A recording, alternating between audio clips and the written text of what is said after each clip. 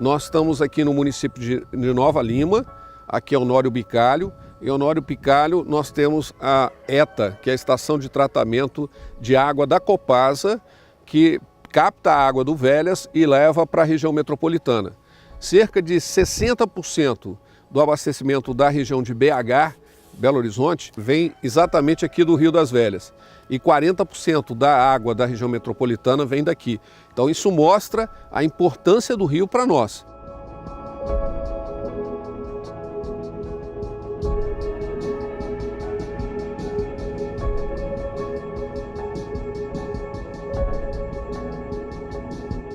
E na sequência aqui, essa água então é levada a Belo Horizonte e de Belo Horizonte ela é distribuída para a população e infelizmente ela volta para o próprio rio, muitas vezes sob a forma de esgoto.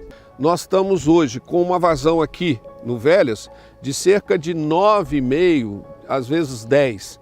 Só a Copasa, que está logo adiante da gente, que retira água para Belo Horizonte, retira 6,5 metros cúbicos por segundo.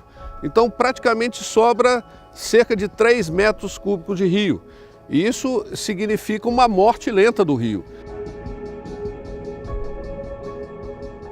Nós temos que entender que essa redução da vazão do Rio das Velhas, ela preocupa porque ela é um fato histórico, ou seja, ela ao longo dos anos e das décadas, cada vez mais essa vazão do rio no período de seca vem diminuindo, né?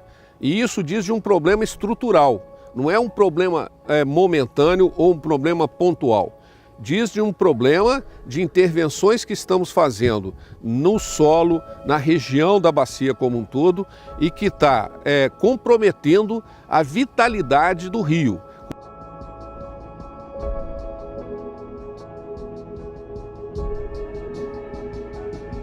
Gradativamente a gente vem ocupando principalmente as áreas de topo de morro no entorno aqui da bacia, especialmente nessa região aqui de Nova Lima, Rio Acima. E qual que é a preocupação disso?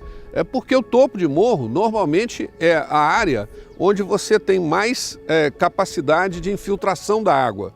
Ou seja, os topos de morros, inclusive pela lei, elas são áreas de proteção. Exatamente porque são áreas de recarga.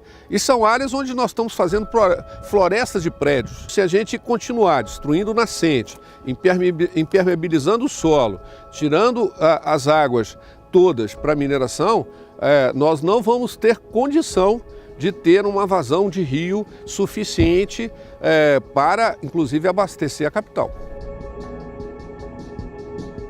Se não tivermos intervenções e as prefeituras, governo de estado, né, e setor econômico não tiver o bom senso de fazer um zoneamento, um mapeamento hidroambiental dessa região e que a gente preserve realmente as áreas essenciais para a produção de água, nós estamos sim sujeitos a um colapso hídrico na nossa região metropolitana, porque o rio não vai dar conta de sustentar com a força só dele, sem que o homem ajude nesse processo, né? Ele não está tendo resiliência e capacidade de resistir.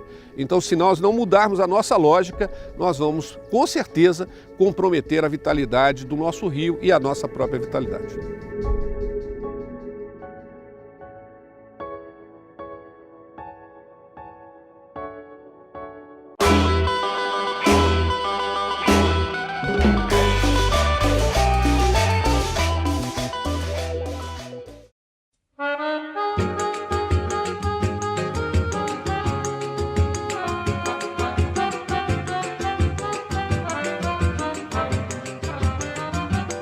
Pois é, falaram tanto. Primeiro eu vim da Black Music, né? Tava novinho, em 74, tava 14 anos, aí fui pra Black Music dançar. Aí fui crescendo, né, cara? Falei, porra, cara, e a batida do samba é praticamente quase que a batida do soul, né, cara? Mexe, ferva o sangue da gente. Aí falei, pô, cara, vou sair do James Brown, vou curtir samba. Eu também gosto pelo samba. E o samba virou pra mim o arroz e o feijão, que eu preciso dele todos os dias. Aí eu falei, pô, minha vida é samba. Trabalhei de pintor, trabalhei de açougueiro, trocador, faxineiro. mas gostava da música. Aí custei descobrir que a música que ia me dar futuro, entendeu? Aí eu trabalhando no trocador, cara, jovem assim, meus 17 anos, trabalhando no trocador, trabalhava o ano inteiro muito bem, mas quando chegava o final do ano, que é o carnaval, no começo do ano, aliás, que era o carnaval, eu saía do serviço, quando o carnaval. Não, foi para esse menino, não gosta de trabalhar mesmo não. Aí acabei de ver, falei, nunca vou trabalhar mais não, eu vou mexer só com música. E se não fosse a música, cara, o samba, eu acho que hoje eu era até bandido. Eu nasci no morro, entendeu? E aí o samba me levou em outro lugar, o samba me deu muita coisa, casa, amizade, conhecimento, entendeu? Eu só tenho que agradecer o samba.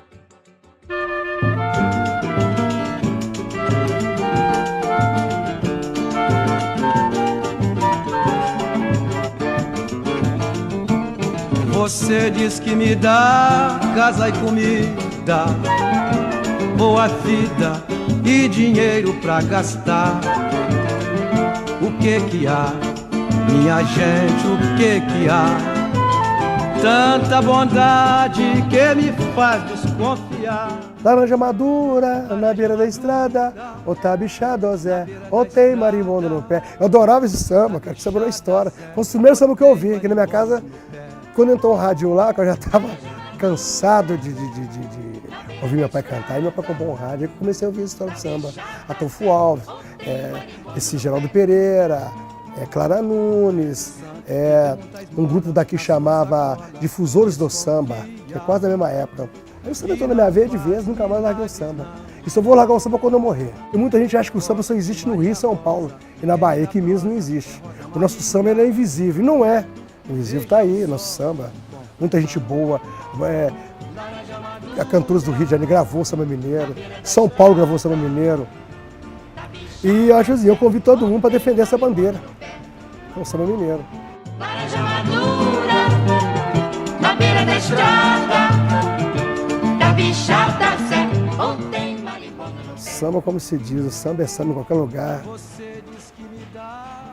Não tem nem como dizer sobre o samba. É até difícil falar sobre o samba. O samba é tão rico que é difícil falar. Pra gastar. O que há, minha gente, o que há? Tanta bondade que me faz desconfiar.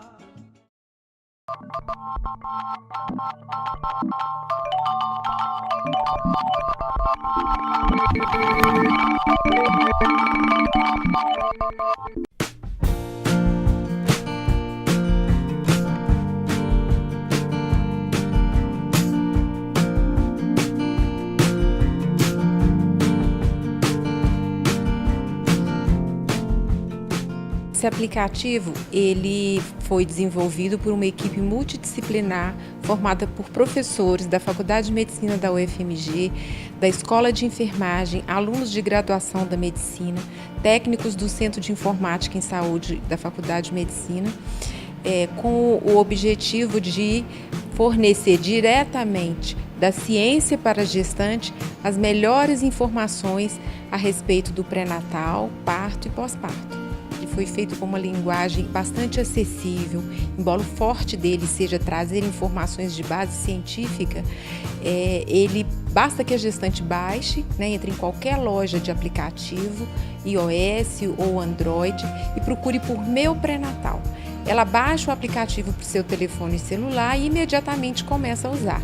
A primeira informação que o aplicativo pede é a data da última menstruação e se ela fez um ultrassom, ela informa a data do ultrassom e qual o resultado.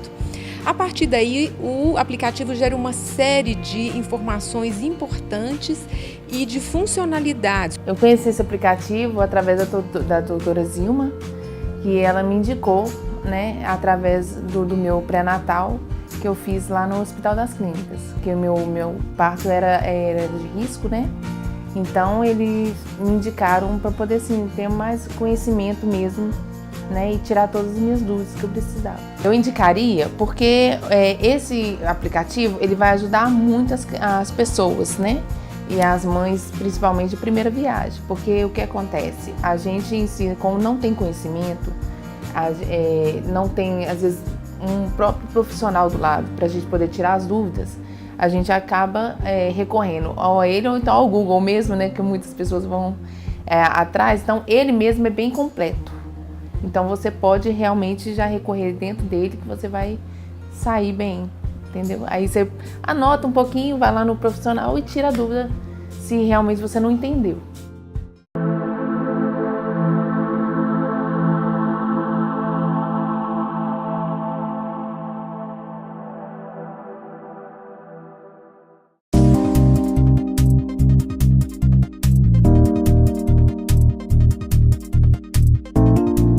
A nanotecnologia, ela vai estar presente em todas as áreas das tecnologias, mesmo na área da engenharia, na área da energia, na área da medicina. Os países do primeiro mundo, percebendo a importância estratégica desses materiais, vão cada vez mais colocar restrições para a venda desses materiais para o Brasil. Então é fundamental que a gente consiga produzir esses materiais, que são primeiro os nanotubos de carbono e mais recentemente o grafeno, que é uma folha formada por átomos de carbono, que também tem propriedades muito parecidas com os nanotubos de carbono. O Centro de Tecnologia em Nanotubos de Carbono e Grafeno recentemente adquiriu um forno para aumento de escala de produção de grafeno via método CVD, Chemical Vapor Deposition. Esse forno vai permitir a síntese de grafeno sob substrato metálico numa escala 10 vezes superior ao que fazíamos em laboratório, portanto, atingindo uma escala de piloto, de desenvolvimento. Esse tipo de grafeno é especialmente adaptado para que sejam testados dispositivos eletrônicos como displays, como sensores, e, portanto, vai permitir que aplicações nessa direção sejam ampliadas nas pesquisas que estão sendo realizadas aqui no Centro de Tecnologia. Outro tipo de grafeno que também é desenvolvido em nossas instalações é o grafeno a partir do grafite mineral, por esfoliação química.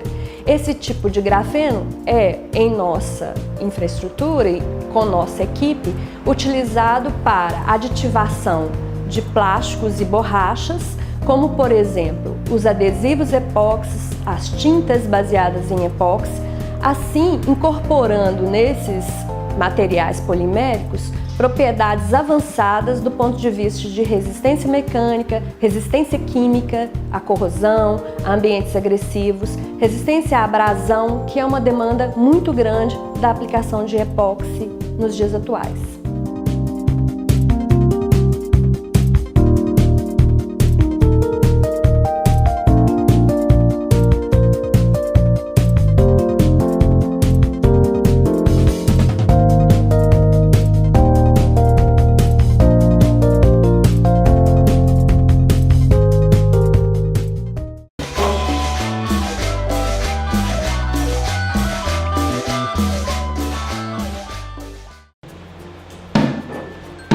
Vamos lá!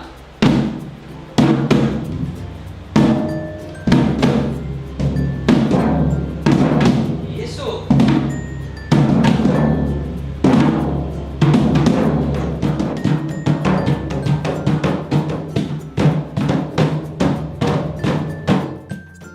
A musicoterapia, ela é uma forma de se fazer um trabalho de atendimento terapêutico, de se visar a melhora da condição de saúde da pessoa por meio de experiências musicais.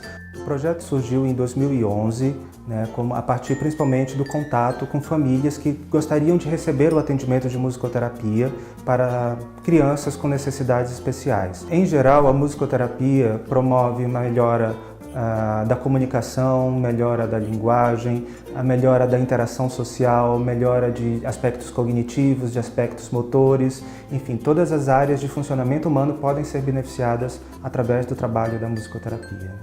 Eu não tenho como mensurar como que o retorno que a musicoterapia deu para o Adriel em relação à atenção, a ele ficar mais calmo, ele ficar mais centrado no que ele faz no decorrer da vida escolar dele, da vida em casa, do comportamento dele. No geral, ele teve uma melhora muito grande.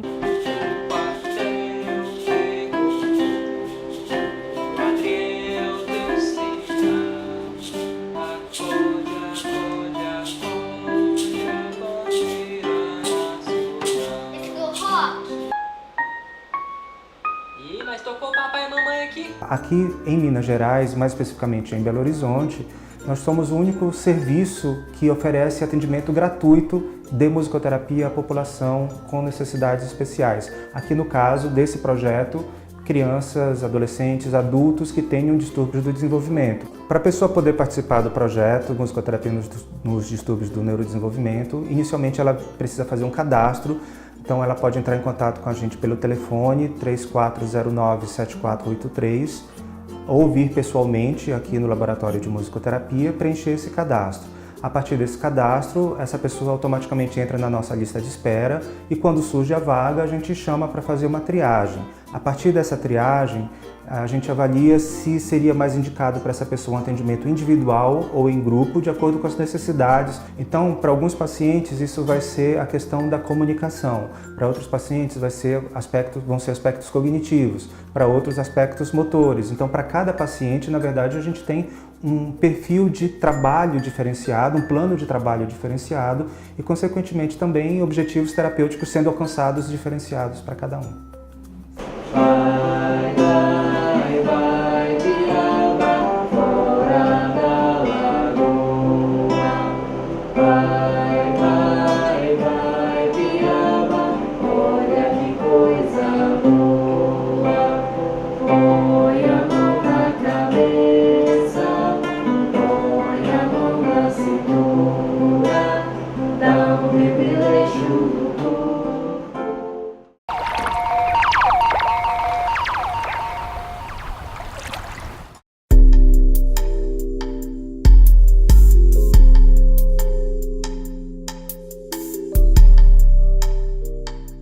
O Laboratório da Cerveja é um projeto de extensão idealizado por mim e pela Beatriz, que é desenvolvido aqui no Laboratório de Taxonomia, Biodiversidade e Biotecnologia de Fungos, sob coordenação do professor Carlos Augusto Rosa.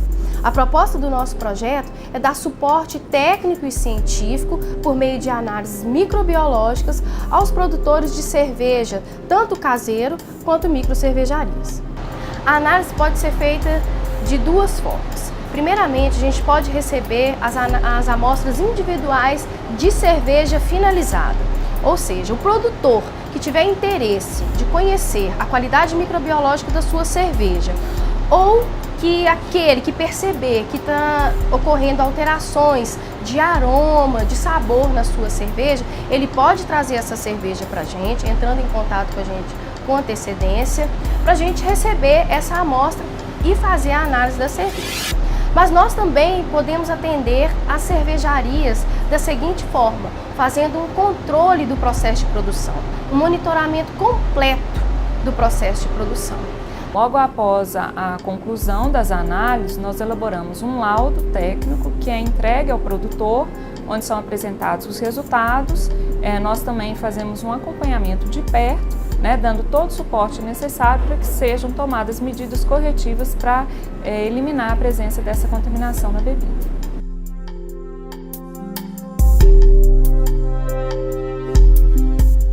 Em breve nós ampliaremos o nosso serviço para aqueles produtores que tiverem interesse em manter uma determinada levedura em um banco de linhagens, uma vez que nós temos toda a infraestrutura adequada para manutenção dessas linhagens aqui no laboratório.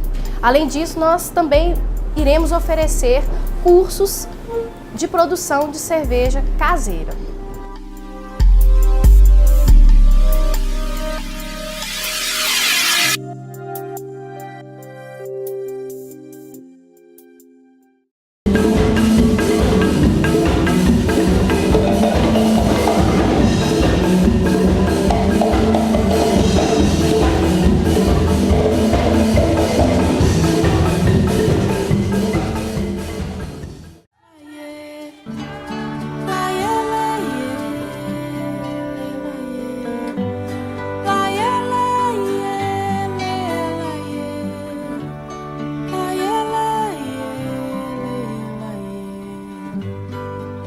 Existe uma relação do direito à água com o direito à moradia, o direito à livre expressão, o direito à participação. Violar o direito humano à água e esgotos significa também possível violação de outros direitos fundamentais. Em geral, quem define o que fazer em água e esgoto são os homens, né? Existe pouco espaço para as mulheres opinarem, participarem, e quando existem, elas são pouco ouvidas, elas influenciam um pouco a tomada de decisão.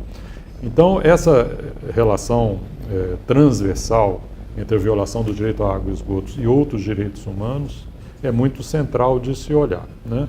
Outro aspecto relacionado a isso é quando, além de mulher, né, esta mulher tem outras vulnerabilidades, né? Isso vai agravando a violação dos direitos. Então, se é mulher e é pobre, se é mulher e pertence a determinadas etnias que são minoritárias, né, no país, se é mulher e tem alguma deficiência, se é mulher e é idosa. Então, quando existe um acúmulo, né, desses fatores, há uma exacerbação na violação dos direitos. Então, é muito importante pensar nisso, né, em como esses diversos fatores se interagem, né, na violação dos direitos humanos.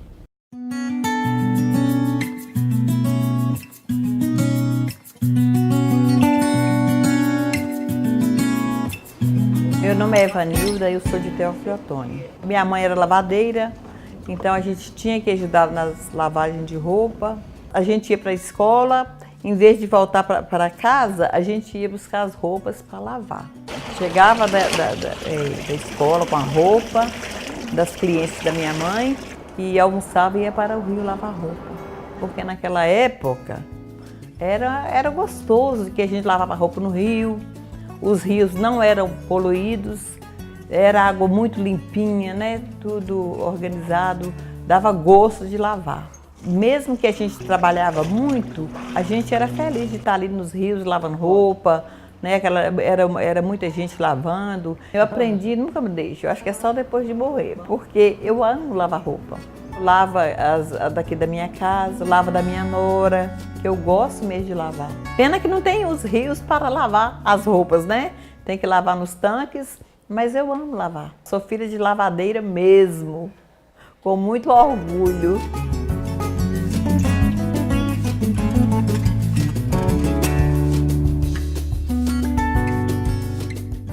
O relatório tem uma parte que é bastante interessante, que ele trata do chamado trabalho não remunerado, não é? Então, esse trabalho de a mulher despender muito tempo buscando água, tendo que ir ao rio lavar roupa, ou tendo que ficar em fila, né, para banheiro ou para um ponto de água, e cuidando do ambiente doméstico, limpando, usando água para higiene doméstica, é um trabalho que não é contabilizado como um trabalho remunerado, pago, etc., né? E a outra face disso é que esse tempo retira da mulher a possibilidade de atividades que sejam remuneradas. Então, isso tem trazido e traz em muitas culturas uma desigualdade em relação ao homem quando o orçamento familiar não é compartilhado, quando o homem tem seu dinheiro, a mulher tem seu dinheiro.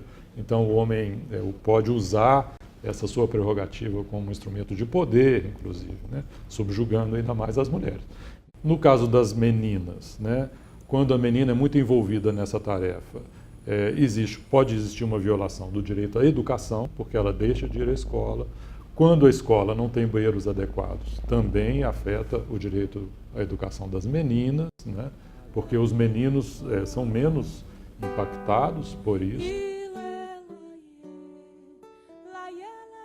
Hoje em dia, a gente não vê mais pais ensinar filhos, né? Se for falar com um menino amar, ele quer ser machista. Eu estou falando porque eu tenho meus netos e falar, que isso, vou lavar roupa, não. Não, isso é coisa de mulher, né? Mas na minha época, não. Na minha época era normal mesmo lavar. Você está entendendo? Hoje em dia, não. Hoje em dia eles não querem e não querem nem saber de passar perto. Não vou falar nem aprender, não, sabe? Eles não querem nem passar perto, né? Na maioria das culturas, a mulher é aquela vista como a responsável por cuidar do ambiente doméstico, né? E cuidar do ambiente doméstico significa prover de alimento e de água, né, esse ambiente doméstico. É responsável também pela limpeza. Então, isso tem a ver com a dimensão de esgotos. E isso vai passando de geração para geração. Então, é muito importante que os estados tenham presente isso, né? Em que medida que essa situação pode ou não levar há uma política discriminatória em relação às mulheres, né? Então, toda a abordagem do relatório foi uma abordagem relacionada à discriminação. Igualdade e não discriminação é um princípio central dos direitos humanos, de uma maneira geral. Então, quando água e esgotos levam a uma discriminação, a uma desigualdade, a um desfavorecimento à mulher, às meninas, aos LGBTI, né, é algo que o Estado deve tomar providência no sentido de minorar.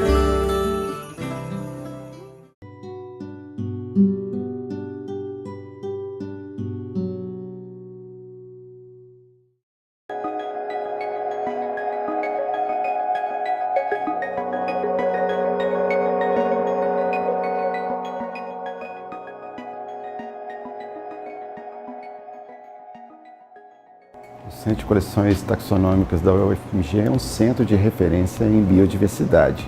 A gente, nas coleções, a gente tenta organizar e sistematizar todo o conhecimento gerado em biodiversidade sobre o material que foi coletado do tipo espécimes, indivíduos de espécies de aves, de mamíferos, de micro-organismos, e a gente mantém isso aqui nas coleções de uma forma organizada, catalogada. Então, de acordo com a Convenção de Biodiversidade, cada país detém a soberania sobre essa riqueza, porque isso, no fundo, também é uma riqueza, não só uma riqueza natural de ecossistemas, de parques, de realmente ambientes que trazem mais saúde para a população, mas também eles são uma fonte de medicamentos, de novos tipos de alimentos. Isso é importante não só do ponto de vista acadêmico, científico, mas também para a comunidade, para entender que existe uma biodiversidade restrita a cada um desses biomas, e que ela muda de acordo com o tempo, e algumas vezes essas mudanças não são nada boas. Isso é muito importante para a própria sociedade entender a dimensão do que é a biodiversidade, a riqueza de espécies que a gente tem nesses ambientes que estão acabando. Para, por exemplo, trabalho de campo, quando a gente vai em áreas isoladas, inúmeras espécies aparecem ali. Eu acabei de voltar de uma expedição na Amazônia, e que durou 3 semanas, e aí, no mínimo, 60 espécies de animais, mais um punhado de espécies de micro-organismos, de plantas.